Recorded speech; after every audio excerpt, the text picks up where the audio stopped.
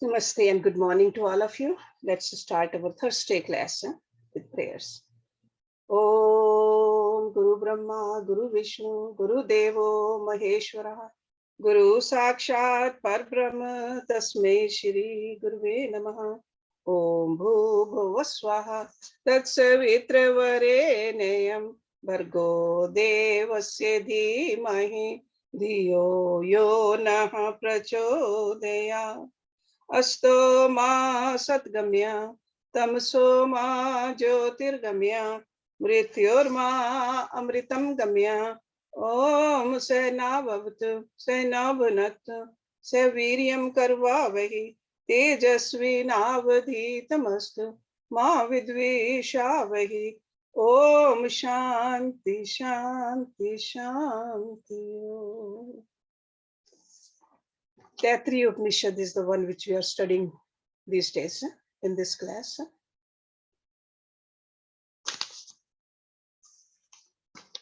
And we are on section 7. Because we ended the two verses which were in section 6 last week. Okay? And learned a lot about contemplation, object of contemplation, path of departure, roots of the contemplation, all that we just went through in detail. So let's look at this one now. But before we do, we always go through that peace mantra also, which is suggested in this verse, in this Upanishad. See, every Upanishad got their own style also. So this Upanishad says that recite this peace mantra also. See, Sham means peace. So that's why there's a lot of time we say Shanno. Shanno means peace. See, no means to us. And Sham means the peace. Om Shannaho Mitraha Sham Varunaha Sham no Bhavtu Aryama Sham Nah Indro Brihaspati Sham no Vishnu Urikrama Namo Brahmane Namate Vayo Tvam Eva Pratyaksham Brahm Asi Tvam Eva Pratyaksham Brahm Vadishyami Ritam Vadishyami Satyam Vadishyami Tat Mam Avatu Tat Vaktaram Avatu Avatu Mam Avatu Vaktaram. Om Shanti Shanti Shanti. So let's go to section 7. Prithvi Antariksham Dhyo Disha Avantra Disha Agni Vayu Aditya Cha Chandramaha Nakshatrani Apaha Oshdhaya Vanaspatyaha Akashaha Atma Iti Adhibhutam Ath Adhyatmam. Pranaha Vyanaha Apana Udana Samanaha Chakshu Shrotram Manavak Tvak Charam Marg Sagam Stravaha Asti Majjaha Etat Adhividhaye Rishi Avochet Pangtam Ve Idgam Sarvam Pangten Eva Pangatangam Sprinoti Iti. Prithvi, the earth. Antariksham, the interspace. Dhyau, sky. Disha, the main quarters. Avantra Disha, the intermediate quarters, like in between north and west. Okay, east. So all those directions in between also. Agni, the fire. Vayu, the air. Aditya, the sun. Cha means hand, Chandrama, the moon. Nakshatrani, the stars. Apaha, waters. Oshadaya, the herbs. Vanaspatya, the large trees. Akashaha, the space. Atma, soul. Iti means thus adhibhutam, concerning all living creatures. Adhibhut. Ath means then, adhyatmam, upon the soul. Pran, Vyan, Apan, Udan, Saman. Okay, so these are the name of different prans. Pran Shakti according to the functioning of the body. We know that. Chakshu, the eyes, Shrotram, the ears, Manaha, the mind, Vak, speech, Tvak, touch, Charm, skin, Marg, Sagam, the flesh, Stravaha, muscles, Asthi, bones, Majja, marrow. Etat, this, Adhividhaye, analyzing and determining. Rishi, the seer, Avochat, said. Pangtam, fivefold. Where means verily, idgam, this, sarvam, all. Pangten, by one set of fivefold grouping. See, these are all five. Pranavyan, apan, udan, saman, five. Chakshu, shrotra, mana, vak, tvak. Okay, so by one set of fivefold grouping, pangten. Ev means really, pangtagam, the other set of pentadic grouping, like a grouping of fives. Sprinoti, sustained, iti means thus. The earth, the sky, the interspace, the heaven, the main quarters, the intermediate quarters, the fire, the air, the sun, the moon, and the stars. The waters, the herbs, the forest, trees, the space, and Atma. So far, regarding all living creatures. Then come those respecting the soul, the pran, the vyan, the apan, udan, and saman. The eyes, the ears, the mind, the speech, and the touch. The skin, the flesh, the muscles, the bones, and the marrow. After analyzing and determining these, the seer said, all this is fivefold. The one set of fivefold grouping sustains the other pentadic grouping. So that means they all support each other. There has to be harmony among all of this. Nobody can live in vacuum. Everything is interconnected. So five pad of five syllables technically is called a pankti.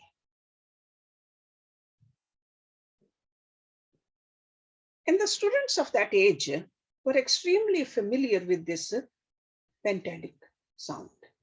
This is like a arrangement in the language, the pankti. So over here, this rishi is making an attempt to prescribe a new method of meditation, bringing our attention or attention of the student which they were in front of him, to the fact that the world outside as well as the world within are both arranged in groups of five. That's what he's trying to tell us. So because a lot of things, they're inside. Then he's talking about the outside things too. Okay. So in this showing, the world of matter, adhilok, the world of elements, adhidev, and the world of nature, adhibhotik, and the world of within, adhyatmik, they are all constituted in themselves with polarity. And conveniently, we can call it like a five main headings of all of them. So this is the grouping he is giving it to us so that we can meditate upon that. So he experienced this truth and he wants us to experience this subjectively also. He says, sure, you can focus outside, but the same kind of a focus, bring it inward also.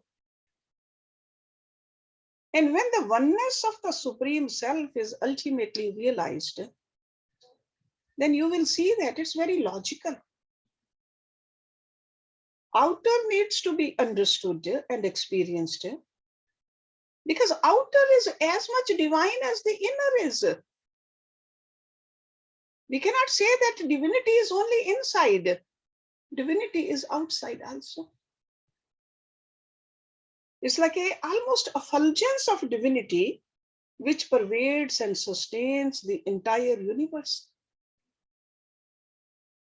Even the finite things cannot be sustained without the divinity in them. Sure, they are changing, but the change also happens because of that infinity.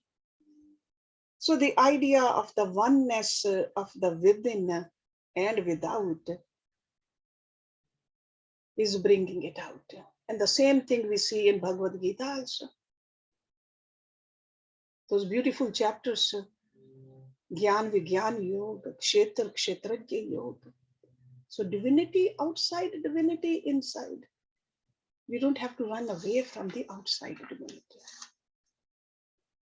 We have to learn how to live it. We got to learn how to recognize the unity in this diversity. So this is what he's trying to tell us over here. Just taking our mind towards this with the help of the groupings of 5.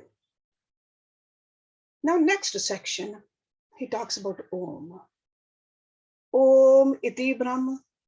Om iti idgam sarvam. See, some of the mantras are very long. Some of them are just very short. So Om iti means thus, Brahma. So that means the sacred sound Om is Brahma. Om iti idgam sarvam. Idgam means this universe. Iti means thus. Sarvam means all. So the sacred sound Om is Brahma. All this is the syllable Om. So everywhere it's nothing but Om. So this Rishi, this master, is giving us Om as an idea. Or you can say Om as an idol for the intellect to worship in the inner temple. Om. Because in our life, we see constant flow of experiences. When we observe these experiences, we can see that they fall in 3 layers. Waking experience, dream experience, and deep sleep experience. These 3, all of us have experienced. Constantly we are experiencing it. Jagrat, Swapana, and Sushupti. 3 states. Everybody's life is certainly influenced by the experiences in all these 3 levels. Or you can call it a different planes of consciousness. Even our dream state affects our waking state. Dream state affects our deep sleep also. And then so is the deep sleep affects the other 2 and our wakefulness also. What happens during when we are awake affects our dream and deep sleep. They are so interconnected.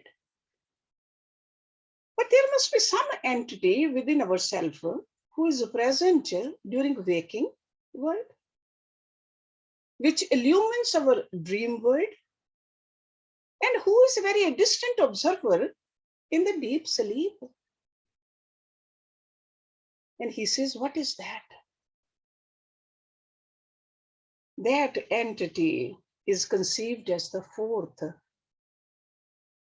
the real, the changeless, the intelligent principle. The Om, he says, that is Om. When we look at the sound Om also, or the way we write Om, all these experiences are embedded in that. Even the sound, ah, and Sometimes in English we do write it AUM, but that's not the right way. We got to look at the sound of it. When we chant also, the sound Om in the mind, the meditator or the upasak is advised to superimpose upon these three sounds the three different planes of consciousness: waking, dream, and deep sleep. It's almost like when we look at the Shiv Ling, what do? We are superimposing Shiv Tattva on it. Or where Christians, they look at the cross. What are they superimposing on the cross? Christ. So this superimposition happens all the time by a human mind. So the practitioners of meditation need to train themselves to superimpose on Om. So that's why he's saying the sacred sound Om is a Brahma. So superimpose Brahma on it. All this is the syllable Om. Everything is nothing but Brahma. When we live a life like that, at least start from our meditation seat, the spiritual growth is assured. But sure, there has to be purity in life. Only then this meditation will be intense, and a sense of detachment also. Okay, so when we are not on our meditation seat, we got to make sure we observe those. Then our meditation will definitely become deeper. But between two Om, there is a silence. Silence. That is also a point of concentration, because that is the time a yogi attempts to merge with and experience the infinite. It could be a split second initially, but ultimately it can be bigger than that. That is the time when you are completely free from the past and the future. Past and the future. So Om represents a symbol of the waking, the dream, and the deep sleep states of consciousness. And our entire life is the sum total of different experiences in these three planes. So that's why Om, the symbol, represents all. That's what this Rishi is saying, Sarvam, all this. So as Om is symbol of the infinite reality, this is behind the seeming multiplicity and even the polarity. So there's an Om behind. That's why we say Om is the substratum of all. And he says it's very logical. It's very logical. Just like we always look at the example of gold. Gold is the substratum of all the gold jewelry. Or we can say ocean is the reality for all the waves. If there was an ocean, there won't be wave. So in the same sense, Om, the idol of the reality, has been explained in this mantra. It's a short mantra, but very powerful mantra. So symbol that represents the entire universe.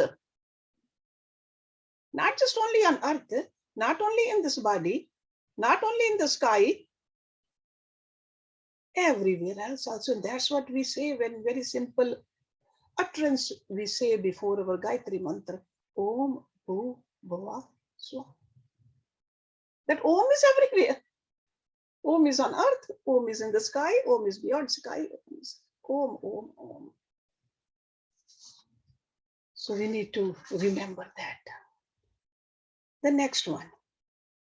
Om iti etat anukriti ha samavai api oshravye iti ashravyantihi Om iti samani gayanti O gam shom iti shastrani shangsanti Om iti adharvyu प्रतिगरम प्रतिगृणाति ओम इति ब्रह्म प्रसौति ओम इति अग्निहोत्रम अनुजानाति ओम इति ब्राह्मणा प्रवक्ष्यन् अह ब्रह्म उपायन वाणी इति ब्रह्म एव उपानोति ओम इति means thus, etat this, anukriti consent. Okay, so this is syllable, consent for this syllable. Hasma way is indeed widely known. Widely known means famous. Api means also. O shravye iti ashravyanti. Okay, shravye, that is a priest. So priest officiating encourage their assistants. Okay, so the Vedic rituals, when they were performed, they had several priests, not just one priest alone. Several. So they were assistants of the main priest.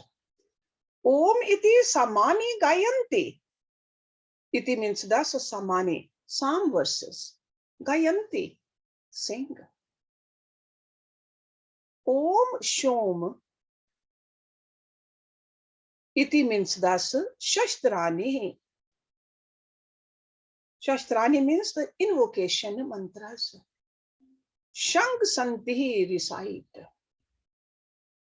Om iti adharvyu pratigaram. Adharvyu is like another name for adharvyu is like a Ritvik. That's another priest. So different priests in which direction they are sitting, what they are reciting. So it's like a very technical thing when they did the yagyas. So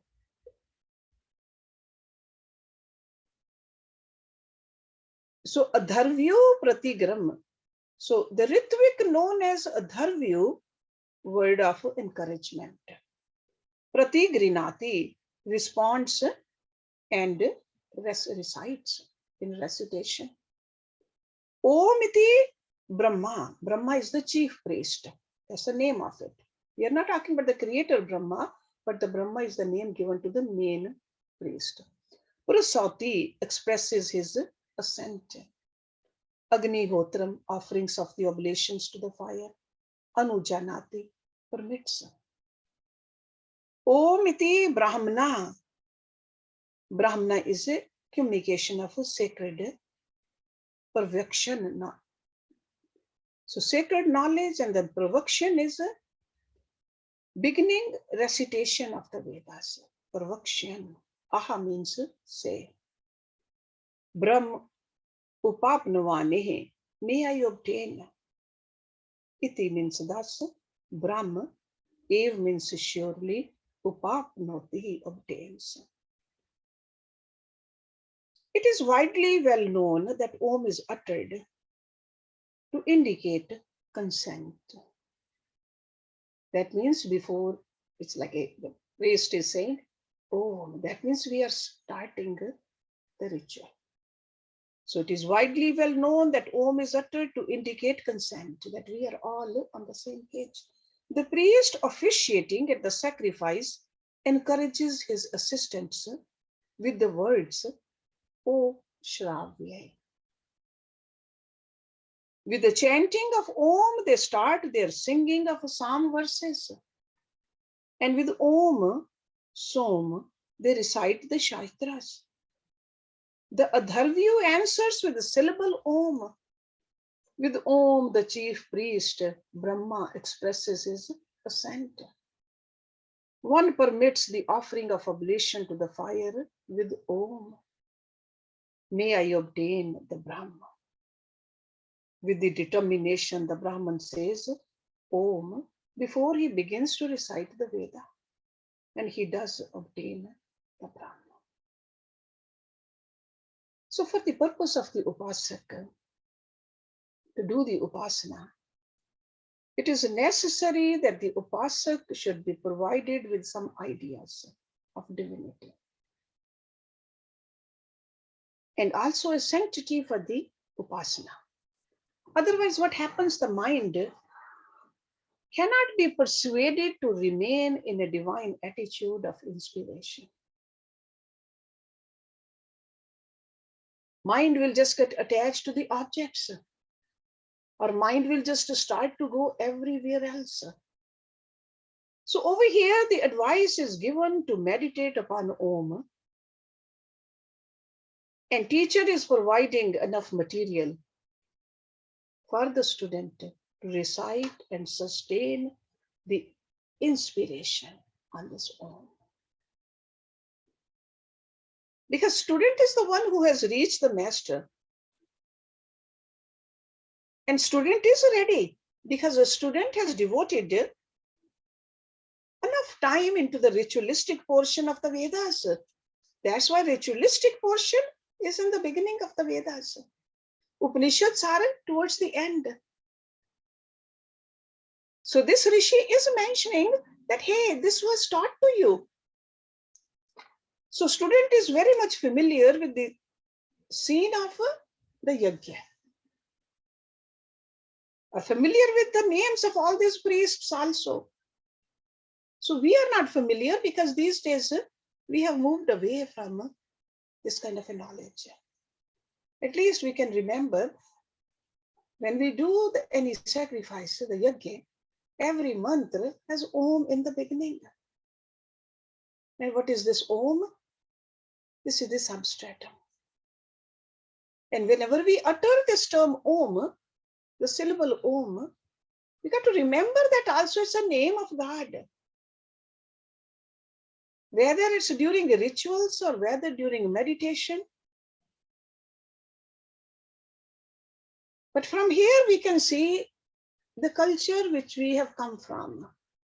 So in the course of the rituals also, the subordinates, they were subordinates, and they will ask the main priest, shall I do? Shall I start? Shall I start chanting? And then chief priest will give the consent by saying Om. By Om, the chief priest is also showing his humility. And the other priests also, they are showing their humility and their reverence for the chief priest also. So when a Ritvik is not paying much attention, then the chief priest will recite loudly Om. So elder priest would say, O Shravya. So the Om is used by the chief priest not only for the Anumati, assent, but the same sound is used for encouragement, the prerna. When there's a little slouch or little weakness in the voice, or when there's a wandering of the mind, just by saying Om, the main priest is bringing everybody's attention towards the main thing. So that's why it's called prerna. So the presiding priest of a yajna never talks during the yajna. Okay? They don't even get up. They just stay there and no chatting. Because the connection with the Brahm is so much important. Even a little motion, even moving your legs here and there was not allowed. So the sacrificer authorizes the priest to start the offering oblation into the fire, again by uttering Om.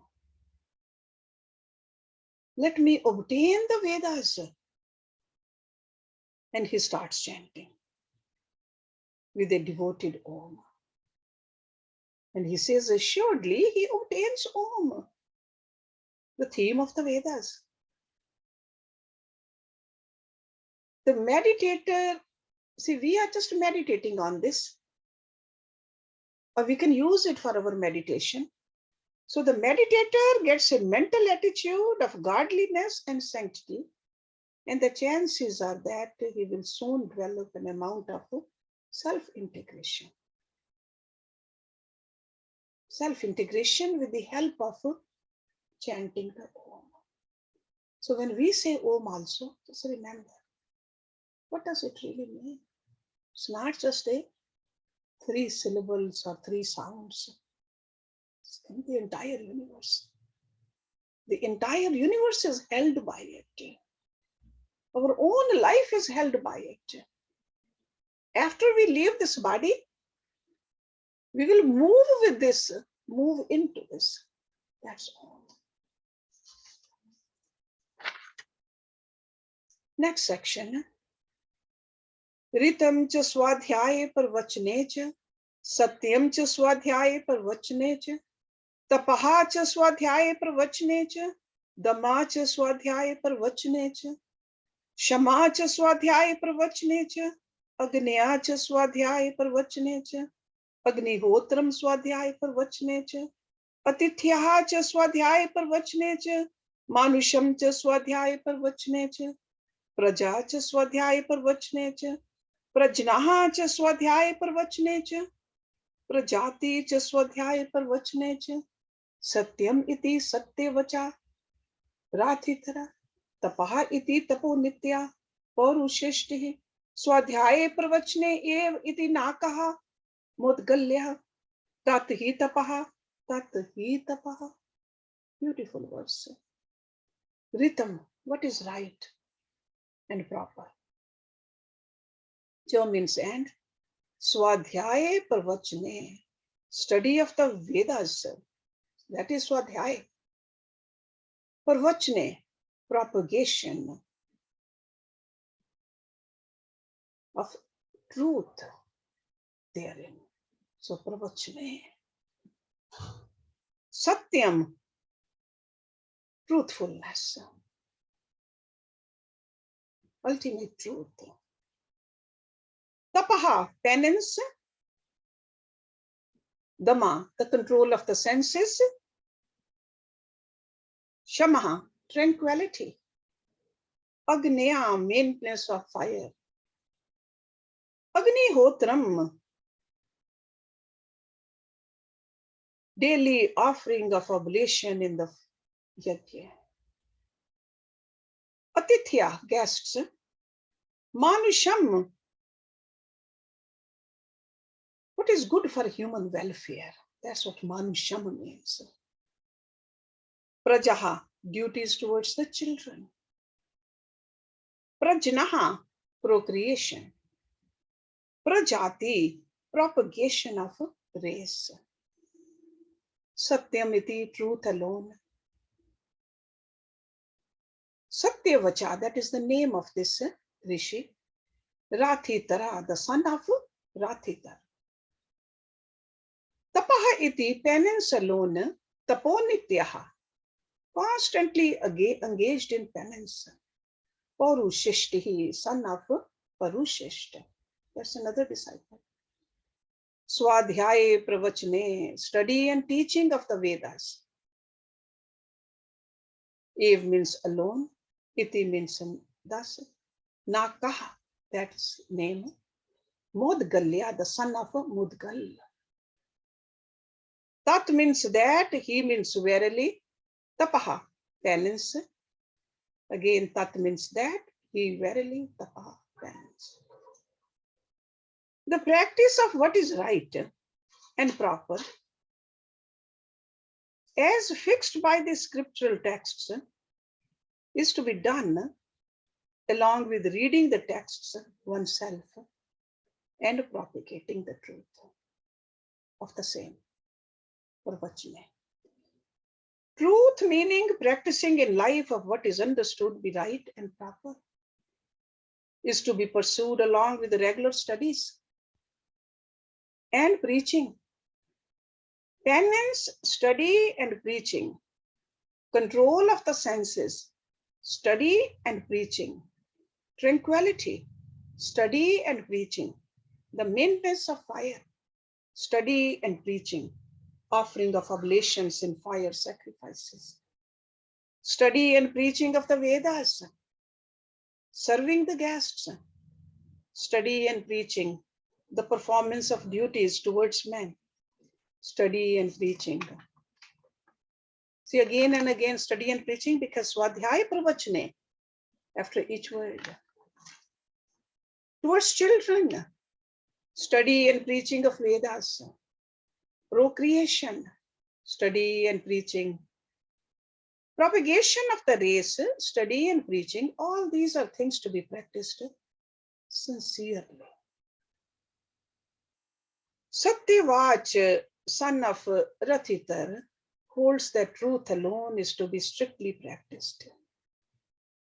Taponitya, son of Purushishta, declares that penance alone is to be practiced.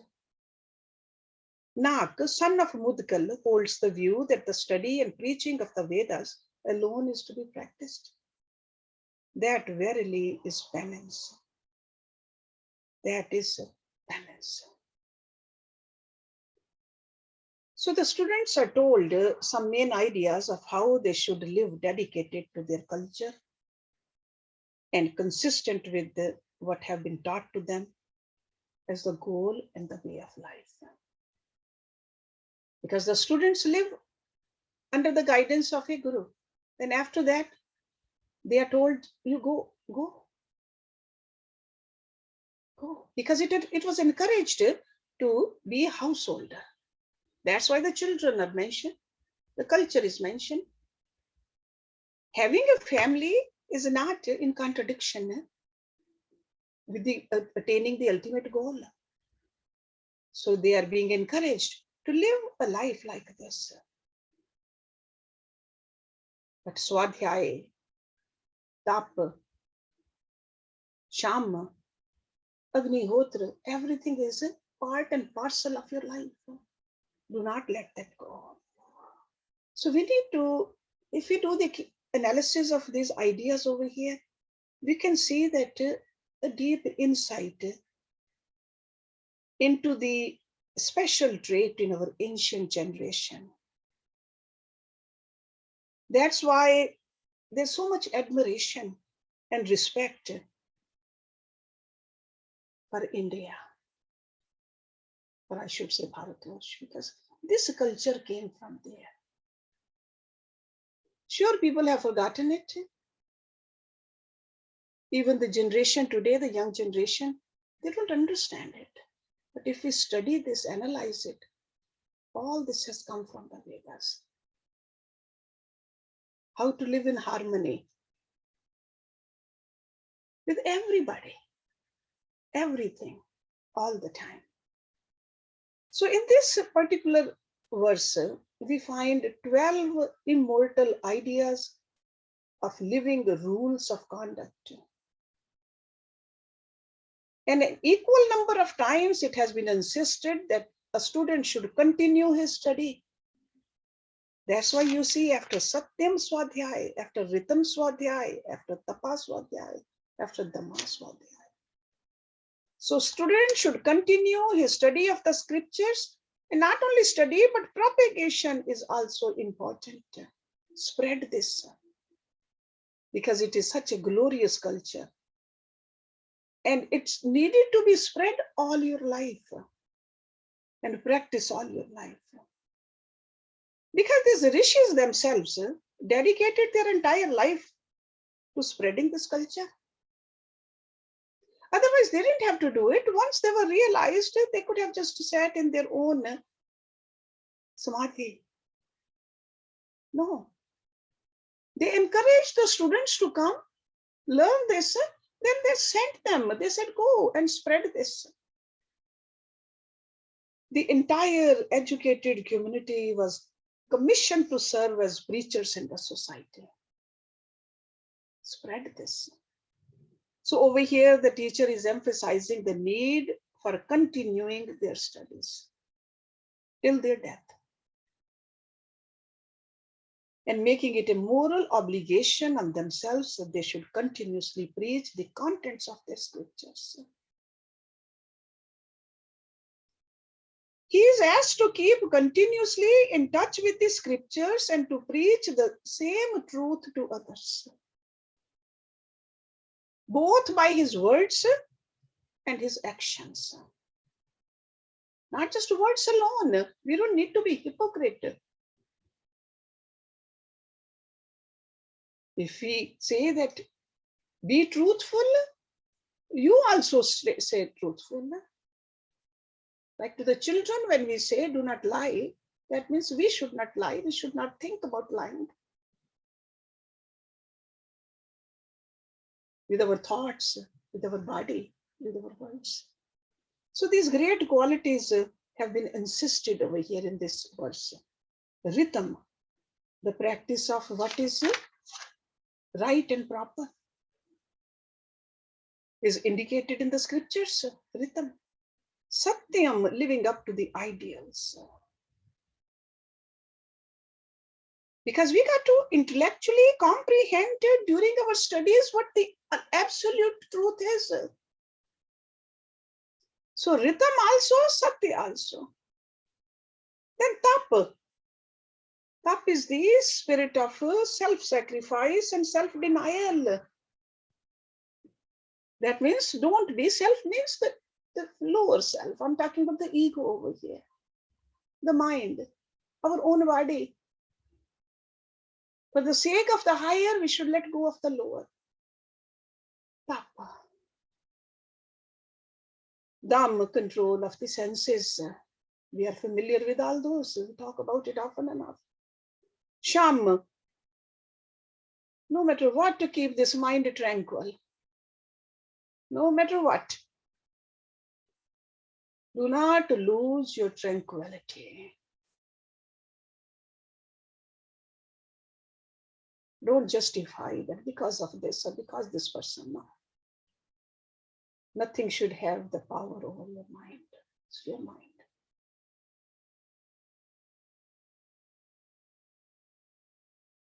Agni, maintenance of the charitable and an open kitchen at home. Seva. Anybody who comes, feed them. This hospitality. Because he's telling these young students they are going to become the householders. So as a householder, we are supposed to do those panchayagya. And one of the yagya is any atithi comes, see God in them. Feed them. Keep this kitchen going. Agni. Then Agni Hotra, sacred fire, practice of that yagya. In those days, they did the Agni Hotra twice a day. Because Sandhya is twice, morning and evening. Agni Hotra.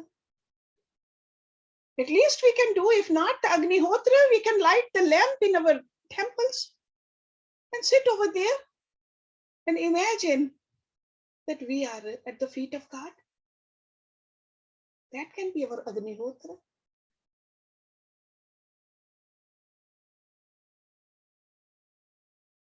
And another one, he said, the duty towards humanity, towards children, towards grandchildren, towards the society. We have a duty towards them. Getting attached to them is not a duty. To bring them on the right path is our duty. Remember that. Giving them gifts is not our duty. Make them non-greedy is our duty. Lighting the candle on the cake and blowing it off and throwing all that spit on it is not our duty. Telling them to light a candle in the mandir is our duty.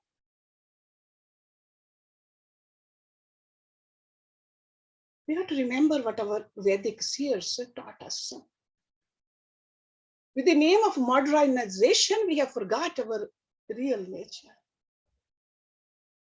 So to me, I think these 8 points over here, Ritam, Satyam, Tap, Dham, Sham, Agni, Agnihotra.